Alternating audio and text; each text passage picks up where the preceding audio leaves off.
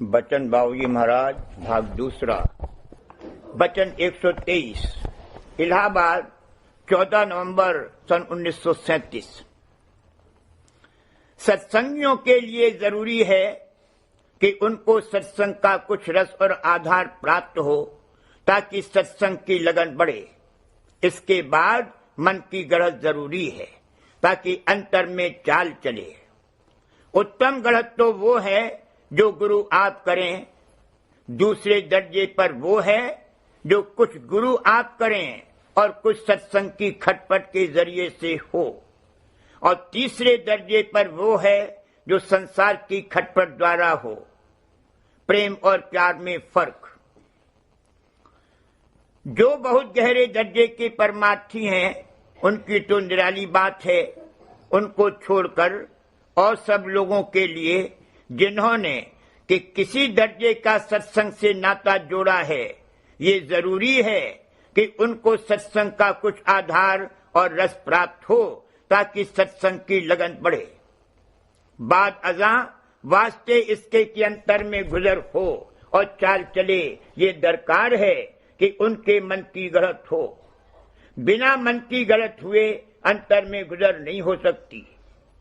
गढ़त का मतलब ये है कि मालिक के आपे के अतिरिक्त जो कि सूरत रूप है, जितने आपे हैं सब ढीले और कमजोर होने चाहिए। मूल विकार और आपा अहंकार है। अहंकार सुमेर है।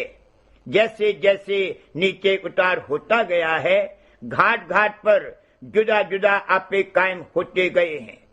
उतरते उतरते जिस घाट पर आकर कार्रवाई करता है वहां इसने अपना हल्का बांधा है। उस हल्के का जो मध्य बिंदु है वो अहंकार है। उससे धारे निकलकर विस्तार हुआ है और विकार पैदा हुए हैं। वे बतौर गुंबद और वज्र कपाट के हैं। उसमें से होकर गुजर नहीं हो सकती जब तक कि अहंकार के बिंदु पर चोट न पहुंचाई जावे और वह न तोड़ा जावे। एकदम से और एक बार ही उस पर चोट नहीं पहुंचाई जा सकती, क्योंकि ऐसा करने से टुकड़े टुकड़े होकर टूट जाएगा और मुंतशिर हो जाएगा। उससे कोई मतलब नहीं निकलेगा। उस पर चोट पहुंचाने से पहले उन सब धारों को जिनसे कि विस्तार हुआ है समेटकर ढीला, मुलायम और कमजोर करना पड़ेगा। ये सब तैयारी हो जाने पर उस गुंबद पर चोट पहुंचाई जाएगी और जो ही वह ढीला हुआ कि सूरज उसको फोड़कर उसके पेट में से निकल जाएगी। इसलिए जब मालिक की दया होगी तो पहले मन की गढ़त होगी। यह इस बात का निशान है कि अंतर में चाल चल रही है या नहीं। अगर मन की गढ़त न हो और उस पर भीचा भाची व तंगी न हो तो समझ लेना चाहिए कि उस वक्त तक अंतर की चाल बंद है। बचन बाबूजी महाराज भाग दूसरा, सिलसिला बचन नंबर 123। गढ़त में बहुत दर्जे हैं। जो ऊंचे दर्जे के परमार्थी हैं उनके लिए भी चाल चलने के लिए अपने घाट के अनुसार गढ़ता होना जरूरी और दरकार है। गुरमुख सूरत की भी अपने दर्जे के अनुसार गढ़त होती है। यह एक आम कायदा है कि एक घाट से दूसरे घाट पर नहीं जा सकता जब तक कि नीचे के घाट पर गढ़त होकर वहां का आपा न ढीला किया जावे और न तोड़ा जावे। नीचे के घाट का आपा चूर होगा तब उससे ऊपर के घाट पर पहुंचेगा। इस प्रकार बराबर एक के बाद दूसरा आपा तोड़ते तोड़ते निर्मल सूरत पूर्ण अंग में बरामद होगी। सूरत व शब्द, धार व भंडार और राधा व स्वामी सब एक ही हैं। इनके अतिरिक्त जितने आपे घाट घाट पर कायम हुए हैं सबको तोड़ना पड़ेगा। जो जिस घाट पर है उसके लिए वहां के मुताबिक गढ़त की जरूरत है। इसलिए जब दया से मन की गढ़त हो तब खुश होना चाहिए, बल्कि खुशी से अपनी गढ़त करानी चाहिए, न कि ऐसे वक्त पर दुखी होकर रूखा फीका हो जावे और घबरावे। सबसे उत्तम दर्जा गढ़त का वो है जो सत्संग के अधिष्ठाता के द्वारा हो, जिनमें कि मालिक की धार सीधी आती है। अगर पूर्ण अंग में मालिक की धार विराजमान हो तो वे पूरे गुरु हैं और उनके द्वारा जो गढ़त होगी उसका सबसे ऊंचा दर्जा है। अगर पूर्ण अंग में नहीं तो जितने अंग में मालिक की धार जिसमें आती है उतने ही दर्जे में उससे फायदा होगा। इन सब बातों का इस जगह विस्तार से बयान न करके सिर्फ यही कहा जाता है कि निरानिरी संत सद्गुरु द्वारा जो गढ़त होगी उसके फायदे का कोई बयान नहीं हो सकता। इसकी पहचान ये है कि जब गढ़त हो तो इसका जी दुखी न होवे और प्यार से दीनता आवे।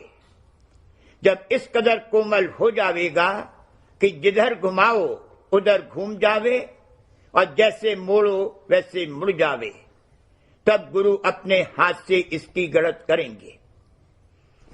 इतनी कोमलता आ जाने पर वह दया भाव पैदा होगा जिससे अंतर में सूरज चलेगी और चढ़ेगी। उस वक्त बजाय इसके कि गढ़त से ये दुखी हो, निहायत खुश होगा और मालिक का शुक्राना बजा लावेगा, दीनता आवेगी और प्रेम पैदा होगा। उल्टी सुल्टी दुख तकलीफ की कैसी ही हालत गुजरे, जरा चूवा चरा नहीं करेगा, मौज से माफत करेगा। गुरु द्वारा जो गलत होगी उसमें चूवा चरा की गुंजाइश नहीं है। अगर इसका जी दुखी होता है और दीनता आने में तकलीफ होती है और चूवा चरा करता है तो गुरु और मालिक अपने हाथ में इसकी गढ़त नहीं लेंगे। कुछ हिस्से में अपने निज मौज से खुद गढ़त करेंगे और कुछ हिस्से में सत्संग की खटपट से गढ़त होगी। ये दूसरा दर्जा है। इसके बाद तीसरा दर्जा वो है कि संसार के द्वारा गढ़त हो, यानी संसार की खटपट से इसके मन की दृष्टि की जावे। जिस कदर बैर विरोध आदि विकारी अंग मन में भरे हुए हैं और संसार में मोह व बंधन है, उसी कदर संसार की खटपट और गढ़त की जरूरत होगी। जब एक दर्जे की सफाई और गढ़त हो लेगी तब सत्संग द्वारा गढ़त होगी, यानी सत्संगियों में आपस में लड़ाई झगड़ा व खटपट होना। मगर सत्संग द्वारा जो गढ़त होगी उसमें बैर विरोध का अंग या तो बिल्कुल नहीं रहेगा या बहुत ही कम होगा। संसारियों की तरह ये विकारी अंग प्रबलता से नहीं होगा। इतना फर्क संसार की खटपट और सत्संग की खटपट में जरूर होगा। मौज से सत्संग में सब प्रकार के जीव इकट्ठे किए जाते हैं, जिसमें जो विकारी अंग प्रबल है और छिपा हुआ रखा है वो सत्संग जल के छींटा लगने से प्रकट होता है। एक दूसरे के साथ आपस में खटपट होकर वह उबल उबल कर निकलता है और उसकी सफाई होती है। गुरु द्वारा गढ़त का वक्त तब आता है जबकि बहुत अंग में सूरत बरामद हो लेती है। उस वक्त अपनी गरज व मतलब कुछ नहीं होता है। उस वक्त सिर्फ मालिक की कशिश में खिंचने ही की मुख्यता होती है। मौज से जो हालत आयद होवे उसी में खुश रहता है। ये बहुत ऊंचा दर्जा है। जब कोई आपा और अहंकार बाकी नहीं रहेगा तब ये हालत आवेगी और तभी प्रेम पैदा होगा।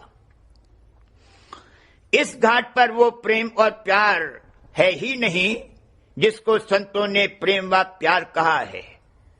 यहाँ जिसको प्रेम और प्यार कहते हैं वो असल में मोह और लोभ है। प्रेम और प्यार में बारीक और झीना फर्क है। इसकी तरफ से जो धार उठती है वो प्यार है, और मालिक की तरफ से जो दात होती है वह प्रेम है। अंतर में जो सूरत है वह सुंदर है, और जिसकी की वह अंश है यानी शब्द, वह भी सुंदर है। जब तक बहिर्मुख दृष्टि है और बाहर में है, तब तक उस सुंदरता की कोई खबर नहीं पड़ सकती। जब अंतर में गुजर हो तब सुंदरता मालूम पड़े। अपनी तरफ से उमंग उठाकर अपनी धार को अंतर के सुंदर शब्द की तरफ ले जाना प्यार है, और अंतरी आकर्षण व कशिश में बिना इसकी चेष्टा के आप ही आप इसकी धार खिंच आवे, यह प्रेम है। यह दात मालिक की तरफ से होगी। कहने का मतलब यह है कि प्रेम में अपनी कोई चेष्टा नहीं है। सूरत पर शब्द का आकर्षण होता है और वह खिंचती है। अपनी कोई गरज, मतलब और लाभ का ख्याल नहीं है। जहां ये ख्याल है कि इसमें हमारा लाभ है इसलिए खिंचें, वहां प्रेम नहीं है। प्रेम एक जौहर की हम जौहर पर कशिश का नाम है।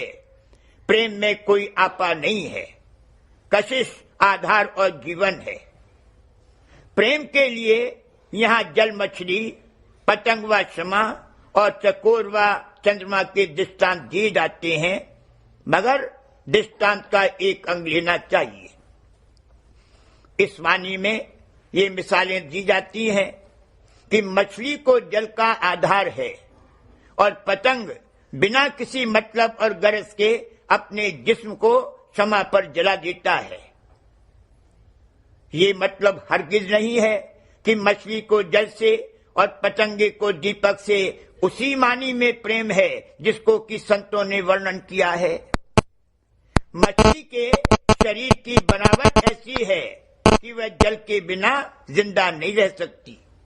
अगर उसके जिस्म की उस तरह की बनावट न हो तो उसको जल के साथ कोई प्रीत नहीं होगी। ये जिस्मानी यानी तन अभिमान की प्रीत है। इसी तरह से मन अभिमान की प्रीत होती है। इन दोनों से कहीं बढ़कर जो सूरत के आपे की प्रीत है वह प्रेम है। सूरत को किसी किस्म की गरज और मतलब नहीं है, उसको शब्द से कुदरती प्रेम और प्रीत है। तन अभिमान और मन अभिमान की प्रीतों की अवधि यानी उम्र है।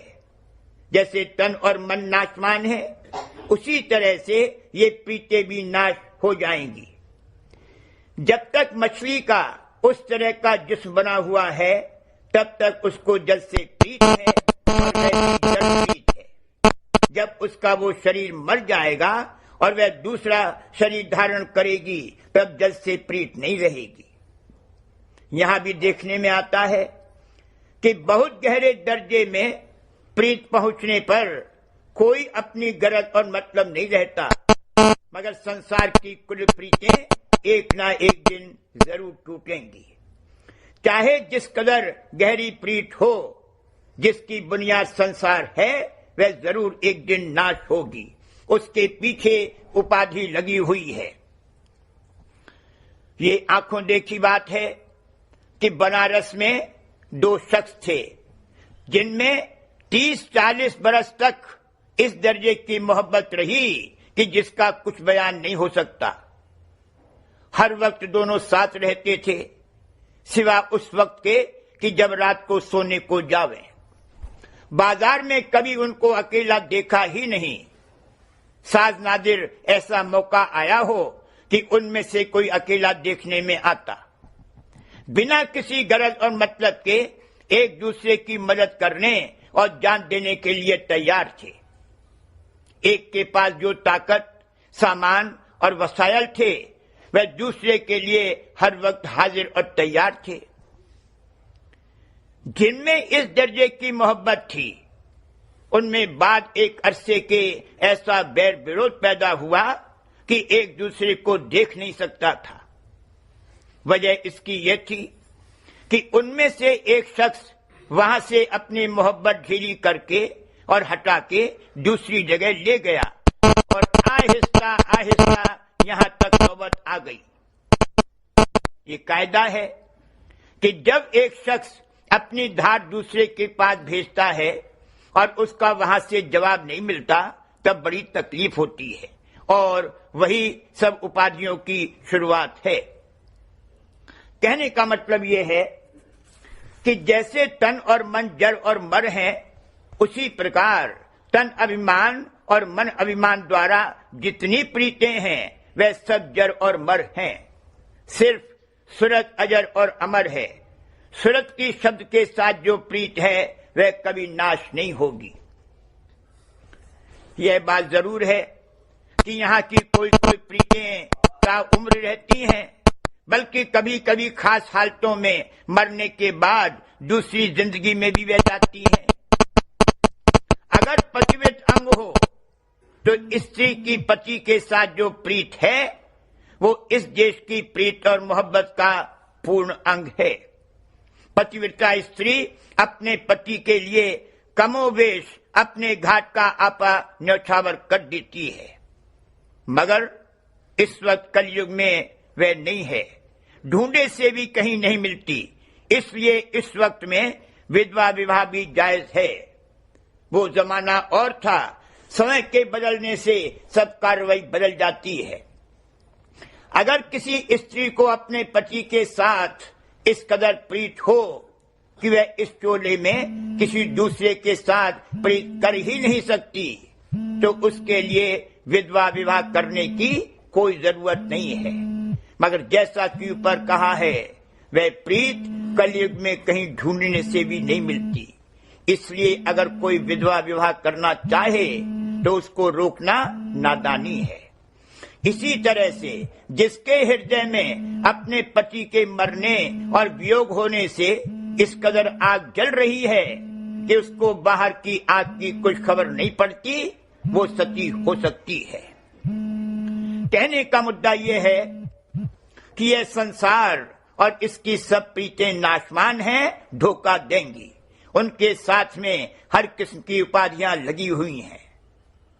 समझदार मनुष्य वो है जो सिर्फ कारज मात्र व्यवहार इस संसार में रखे और अपना चित्त यहां से हटाकर मालिक के चरणों में जोड़ता चले। इस घाट पर चित्त बहुत कम है, अंतर में चित्त का भंडार रखा हुआ है, मगर वह सब सोया हुआ और सुस्त पड़ा है। उसको जगाने की विधि ये है कि जो कुछ चित्त का अंग इस घाट पर है उसको संसार से हटाकर अंतर में लावे। जब वह अंतर के चित्त में आकर जुड़ेगा तब वहां का चित्त जागेगा और इस तरह से बहुत चित्त बढ़ जाएगा, फिर और वहां से ऊपर चलेगा। नीचे के घाट के चित्त को ऊपर के घाट के चित्त में जोड़ने से वहां का वज्र कपाट खुल जाएगा और आगे गुजर होगी। वज्र कपाट खोलने की यही रीत है। मालिक से प्रीत करेगा तो संसार से तोड़नी पड़ेगी। ये नहीं हो सकता कि संसार में बदस्तूर बरतता रहे और मालिक के चरणों में भी चित्त लगा सके। मालिक से नाता जुड़ेगा तो संसार की कुल प्रीतें ढीली और कमजोर होंगी। जिनके संसार के बंधन अभी ज्यों के त्यों हैं, उन्होंने हकीकत में अभी मालिक से प्रीत जोड़ी ही नहीं है। जिस तरह रवि और रजनी एक ठाम नहीं हो सकते, उसी तरह से संसार की प्रीत और मालिक की प्रीत साथ साथ नहीं चल सकती। मगर इसका ये मतलब नहीं है कि एक बार ही सब छोड़ छाड़ कर घर से निकल जावे। ये दिखावे की कार्रवाई नामुनासिब है। इस तरह से आया हुआ बैराग वैसा ही है जैसे कि नया मुसलमान प्याज बहुत खाता है। संसार में ही रहे मगर अंतर से चित्त हटाकर मालिक के चरणों में जोड़ना चाहिए।